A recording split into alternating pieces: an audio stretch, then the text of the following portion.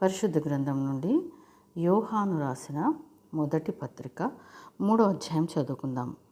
మనము దేవుని పిల్లలమని పిలువబడినట్లు తండ్రి మనకెట్టి ప్రేమను అనుగ్రహించెను చూడుడి.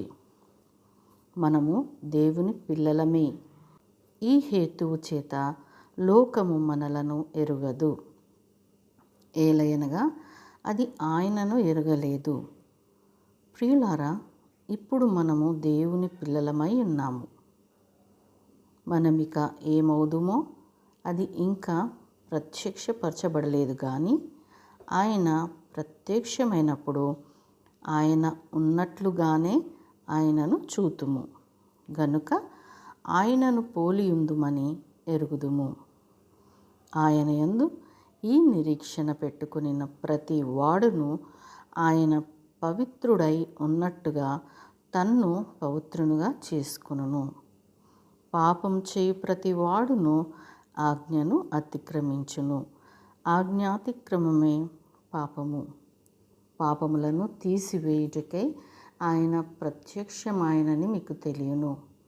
ఆయన యందు పాపమేమీ లేదు. ఆయన యందు నిలిచియుండు వాడెవడును పాపము చేయడు. పాపం చేయువాడెవడును ఆయనను చూడను లేదు, ఎరుగను లేదు. చిన్నపిల్లలారా, ఎవనిని మిమ్మును మోసపరచనీయకుడి. ఆయన నీతిమంతుడై ఉన్నట్టు నీతిని జరిగించు ప్రతి వాడును నీతిమంతుడు. అపవాది మొదట నుండి పాపం చేయుచున్నాడు గనక పాపం చేయువాడు అపవాది సంబంధి. అపవాది యొక్క క్రియలను లయపరచుటకే దేవుని కుమారుడు ప్రత్యక్షమాయెను. దేవుని మూలంగా పుట్టిన ప్రతి వానిలో ఆయన బీజము నిలుచును గనక వాడు పాపం చేయడు. వాడు దేవుని మూలంగా పుట్టినవాడు గనక పాపం చేయజాలడు. దీనిని బట్టి దేవుని పిల్లలెవరో అపవాది పిల్లలెవరో తేటపడును. నీతిని జరిగించని ప్రతి వాడును, తన సహోదరుని ప్రేమింపని ప్రతి వాడును దేవుని సంబంధులు కారు. మన ఒకరినొకడు ప్రేమింపవలనన్నది మొదటి నుండి మీరు వినిన వర్తమానమే కదా. మనము కయ్యూను వంటి వారమై ఉండరాదు. వాడు దుష్టుని సంబంధి అయి తన సహోదరుని చంపెను. వాడతనిని ఎందుకు చంపెను? తన క్రియలు చెడ్డవియు తన సహోదరుని క్రియలు నీతి గలవియునై ఉండెను గనక. తన క్రియలు చెడ్డవియు తన సహోదరుని క్రియలు నీతి గలవియునై ఉండెను గనుకనే కదా. సహోదరులారా, లోకము మిమ్మును ద్వేషించిన ఎడల ఆశ్చర్యపరకుడి. మనము సహోదరులను ప్రేమించుచున్నాము గనక మరణంలో నుండి జీవంలోనికి దాటి ఉన్నామని ఎరుగుదుము. ప్రేమ లేనివాడు మరణమందు నిలిచి ఉన్నాడు. తన సహోదరుని ద్వేషించువాడు నరహంతకుడు. ఏ నరహంతకుని అందును నిత్య జీవం ఉండదని మీరెరుగుదురు. ఆయన మన నిమిత్తము తన ప్రాణము పెట్టెను గనక దీని వలన ప్రేమ ఎట్టిదని తెలుసుకొనుచున్నాము.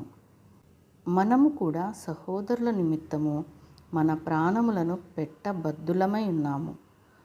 ఈ లోకపు జీవనోపాధి గలవాడై ఉండి తన సహోదరునికి లేమి కలుగుట చూచియు అతని ఎడల ఎంత మాత్రమును కనికరం చూపని వాని యందు దేవుని ప్రేమ ఎలాగు నిలుచును?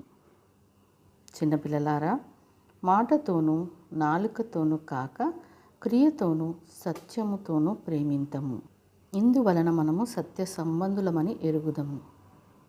దేవుడు మన హృదయం కంటే అధికుడై సమస్తమును ఎరిగి ఉన్నాడు గనుక మన హృదయము ఏ ఏ విషయములలో మన యందు దోషారోపణ చేయునో ఆయా విషయములలో ఆయన ఎదుట మన హృదయములను సమ్మతిపరచుకొందము.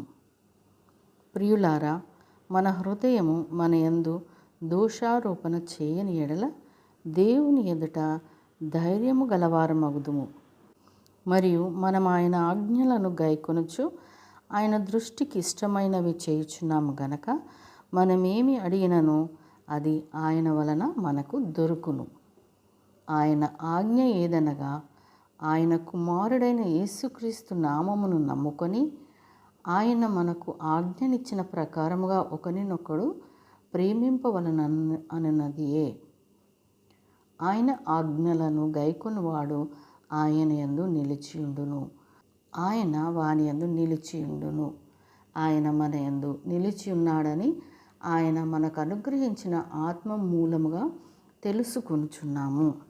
దేవుడు తన పరిశుద్ధ వాక్యమును మనందరి హృదయంలో ఫలింపచేయునుగాక. ఆమెన్.